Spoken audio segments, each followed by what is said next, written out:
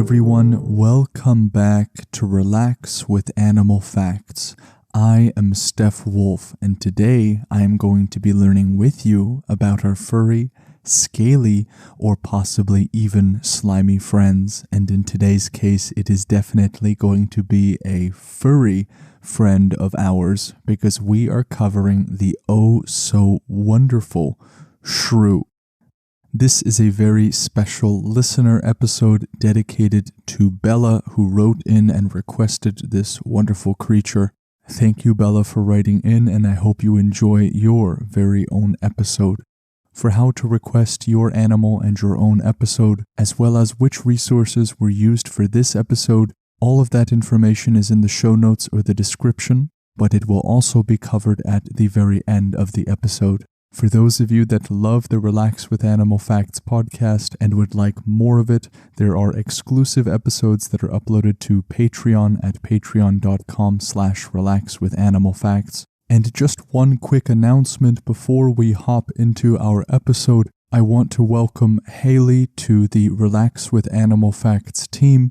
Haley is going to be writing articles for Relax with Animal Facts under the articles section, and those articles will be starting up very soon.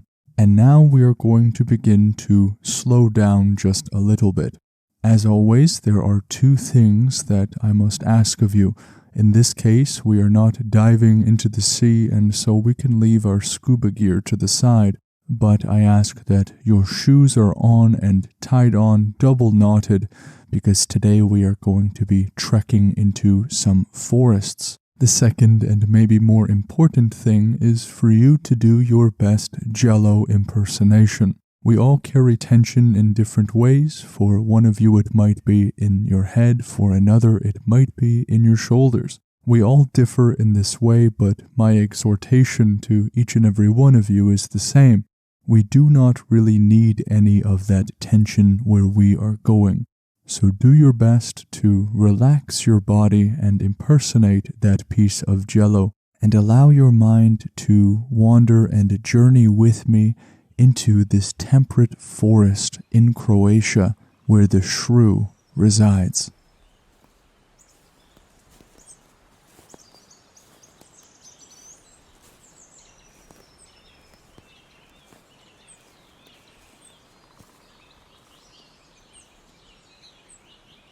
This broadleaf forest in Croatia gives us a symphony of a natural orchestra. The crunch of sticks and leaves underneath our feet, the swaying of these crooning trees. It all makes for quite a soundscape. But while we are here in Croatia, we could be in many other parts of Europe and even Asia. The Shrew has a large distribution, including European countries like Albania, Andorra, Austria, Belgium, Bosnia, Bulgaria, Czech Republic, as well as enjoying the forests in Central, East, and Western Asia. They of course enjoy forests and temperate grasslands, but some shrews will even enjoy parts of the tundra. Some of these European countries are not exactly the warmest, but for the shrew this is no challenge. Now, the shrew is in the family of Soricidae. As is frequently the case, the scientific name can tell us something about the animal it's describing, and the root word sori means mouse in Latin, and this creature does in fact bear resemblance to the mouse. But they are not rodents like mice are. But the shrew of this family of Soricidae includes any of more than 350 species of insectivores that have a very mobile snout covered with whiskers that are long and sensitive and overhang their lower lips. One of the easiest markers to tell apart a general mouse and a shrew is that the shrew will have that long pointed snout. Mice, of course, have a different head shape, and so while the lower half of their body might not distinguish them very well, the upper half certainly does. They will be about 3 to 4 inches long with a 4-inch tail, weighing in at an average of 1 ounce. They will live between 1 to 2 years of age, so the shrew is clearly not that large of a creature, at least not relative to some of the large creatures we have covered on the show, like hippos or giraffes. But to their insect prey, these are formidable giants. They have teeth that are large incisors that are used like forceps to grab prey. The upper pair of these incisors is hooked, and the lower pair extends forward to create this chomping or trapping mechanism. They are long, slender, and cylindrical in their body shape, and sport clawed digits that are used for a variety of purposes that we will cover in just a moment. They have eyes that are particularly small, but can usually be seen past their coat of fur. Their ears are also rounded and seem to blend in very well with their body.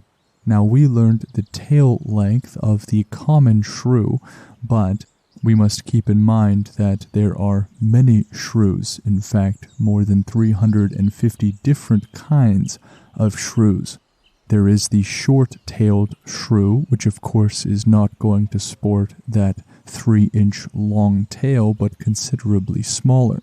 So for our purposes today, we will be covering mostly the common shrew.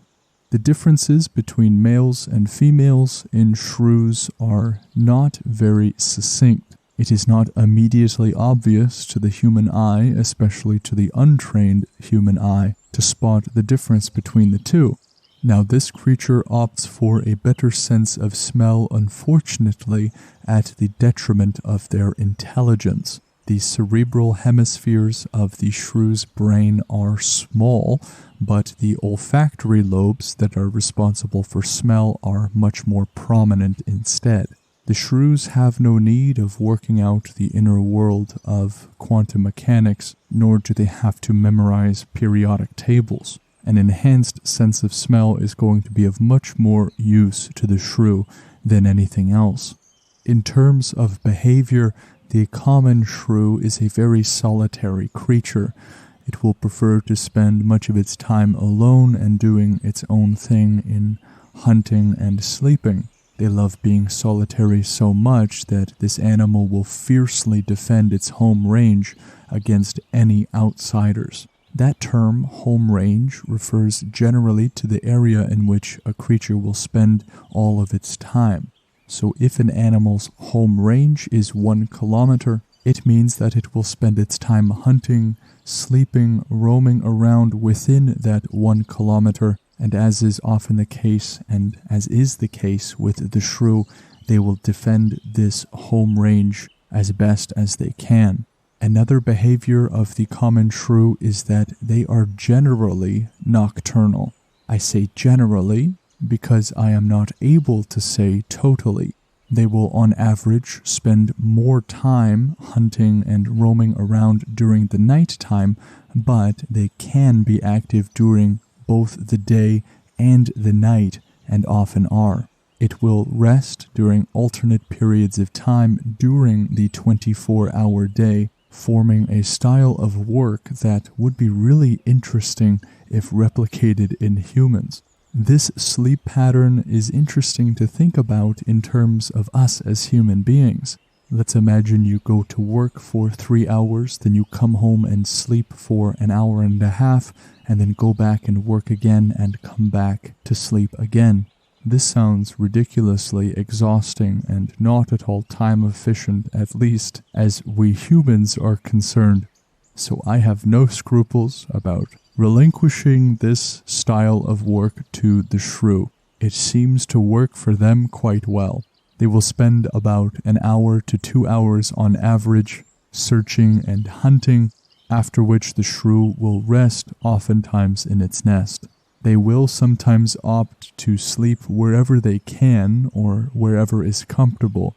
That really mobile nose that it has, paired with sensitive whiskers, gives them a lot of information as to what is going on in the world. While they're looking around, they will also give their characteristic high-pitched whines or sounds. With their claws, they will either dig burrows or simply use one that is left over from the hard work of another shrew or by another small mammal. They create their own system of runways in the vegetation, beating all the traffic by simply creating their own highways. They have extraordinarily high metabolisms. Now, before we go on, there is another word that we often take for granted, or one in which we use all the time but would be hard-pressed if asked to give a definition. What is metabolism exactly? We imported that word from the French, which the French imported from the Greek, metabole. All that word means in the Greek language is a change. And so what is going on in metabolism is a change, specifically a change from food into energy. Food, by biological processes, are converted into energy. The calories that we ingest through food, as well as through certain drinks, mix with oxygen to make the energy that the body needs to function. So when we say that the shrew has a high metabolism, it means that they convert food into energy very quickly. The consequences of this is that they will constantly need nourishment. They will need to intake food to supplement the speed at which it is converted into energy. Other animals that have very slow metabolisms, like the sloth or koala, for example, are able to eat large amounts at one time in which they just lay back and allow their bodies to do their thing. The shrew, however, has to eat every 3 to 4 hours to maintain energy as well as body heat. Shrews are primarily insectivores, as we learned in the beginning of the show. What distinguishes insectivores from carnivores is not that they both feed on flesh or other animals. It is that the living animals that are primarily consumed are those of small invertebrates and insects. The shrew, however, is known from time to time to prey on small mammals and sometimes even enjoy a vegetable dish of some kind. So some of the things that they eat include beetles, snails, grubs, grasshoppers, nuts and seeds, seedlings, mice, and vegetation. So they have a very wide range of options to eat from. Now, we learned just a moment ago that when they are rummaging around on the ground, they will use that little nose of theirs in combination with whiskers and with small high-pitched noises. And the reasons they are making those noises and the reason they are making these noises while looking around is because it gives them something from the environment. An animal's use of sound to determine locations of anything in their environment is defined as echolocation. We've learned about other creatures that use echolocation, like bats, for example. The more information about one's environment, the better, and the shrew implements echolocation in its discovery of the world around it. Now, while the shrew might look small, they are actually one of the most voracious mammalian predators that we have on Earth. We must simply be grateful that they are the size that they are.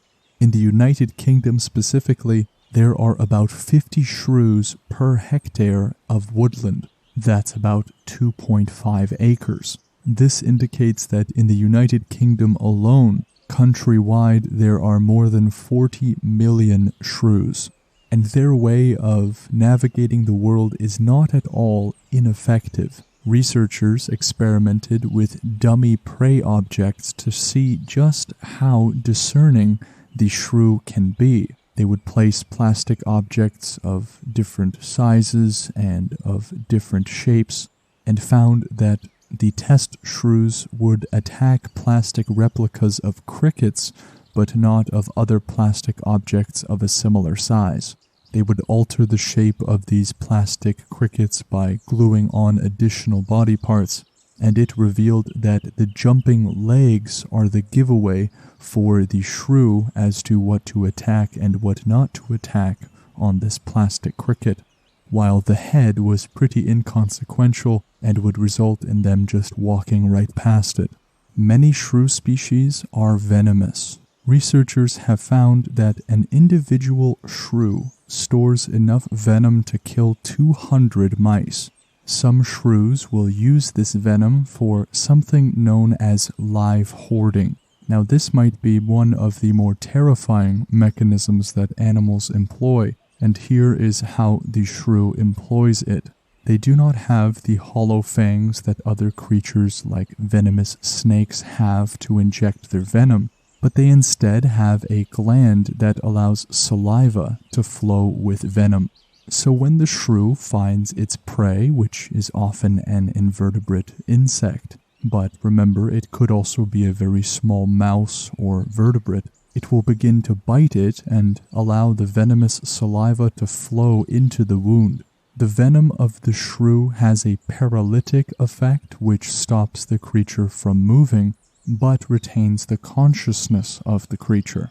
And so its prey that is very much alive but cannot move will be moved by the shrew to some sort of a cache or storage unit that they have that is available for them whenever hunting is not going so well on a certain day. Having this organic storage unit for little invertebrates or vertebrates ensures that they have a meal ready to go whenever they'd like. Now, shrew bites on humans are reportedly painful but will indeed fade away in just a few days. So this live hoarding mechanism I did not expect to see in the shrew, but hiding behind that cute little face is some seriously sinister stuff. Now let us go through some short little factoids about the shrew. When they are looking for food, they are able to detect prey as deep as 12 centimeters beneath the ground. This is a very impressive distance and can be chalked up to its ways of locating different things with their whiskers, nose, and echolocation. The razor-sharp teeth of the shrew does not grow continuously, which is a stark difference between them and rodents. They will eat between 80 to 90% of their body weight per day, and with this hefty diet, they grab 4th place in the world for most successful family of mammals. When we say most successful, we are referring specifically to the population. So the success of the shrew in reference specifically to their reproductive success is very high. And in terms of reproduction, the shrews will have baby shrews 1 to 3 times per year, typically opting for the warmer months. After a gestation period of only about 21 days, so 3 weeks, a female shrew will give birth to 2 to 10 young at one time. So we see why exactly they can be given the title of 4th most successful mammal on Earth. The heart of the shrew can beat up to 700 beats per minute. For reference, human beings have an average of about 70 beats per minute. This would make their heartbeat on average about 10 times faster than us. Now let us move on to the name of the animal, shrew. Where does that come from, or what does it mean? The term shrew is used to describe a small insectivorous mammal and apparently goes back to an Old English word screwa, which means shrew mouse. And this Old English word has an entirely uncertain origin. The Oxford English Dictionary, which is one of the greatest authorities when it comes to the English language, calls the absence of the word shrew when used in the specific animal sense remarkable. The term shrew was often used, but was used in a derogatory or insulting way rather than as a biological distinction for a creature. The term shrew would be flung at somebody that a person deemed a rascal, an evildoer, an undisciplined child, and others. It could go all the way back to a Middle High German word Shruel or Schroel. I'm sorry if I am butchering that, but this word means devil. The word was used as early as the 13th century and was used to describe any sense of a spiteful person, whether male or female, and supposedly it could be derived from the fact that the shrew has a venomous bite. As we have learned on previous episodes, sometimes etymologies are not all clean and pampered. Sometimes etymologies are not clean-cut and wonderfully ordered. Language can be a messy process, and the way by which languages change is not always well documented, and so it is in the case of the shrew. Now let us move on to the review portion of the episode. This review is written by Karen in Ohio, who wrote in all the way from the United States of America, specifically from Columbus, Ohio. And Karen writes, "Thanks for the delightful podcast. Steph's voice is calm and evokes a sweetness, which I think is indicative of his enjoyment in presenting this podcast as well as his genuine interest in animals. Would love an episode featuring the bush baby. My daughter, who lives several states away in Montana, has also begun listening. It's another way for us to connect." Thank you very much, Karen, for leaving that review.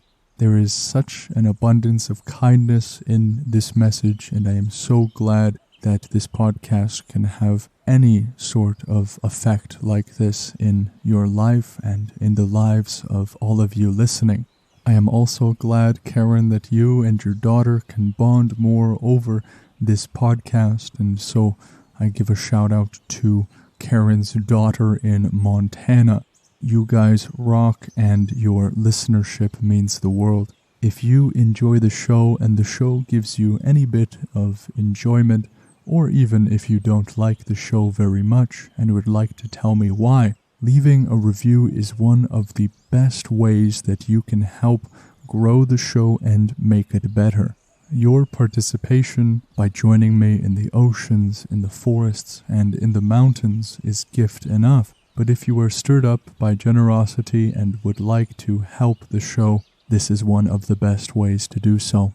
If you would like to request an animal for the show, you can do so in one of three ways. You can send a message to Relax with Animal Facts on Instagram. You can go to relaxwithanimalfacts.com and click on the Animal Request tab.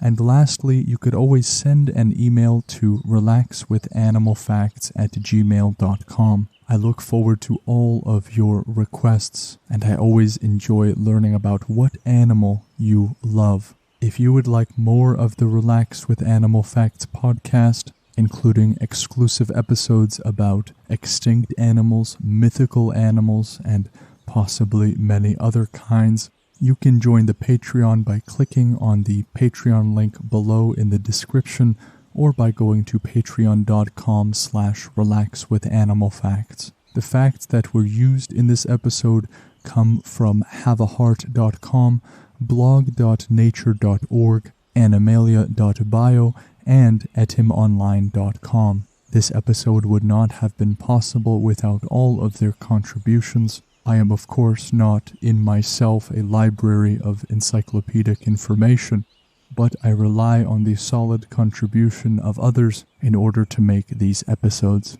Thank you all for joining me in this temperate forest in Croatia. The humble shrew was hiding so many secrets behind its little furry self, and I am so glad that we got to explore all of those today. I hope that you will all join me on the next podcast episode with the next animal. Take care.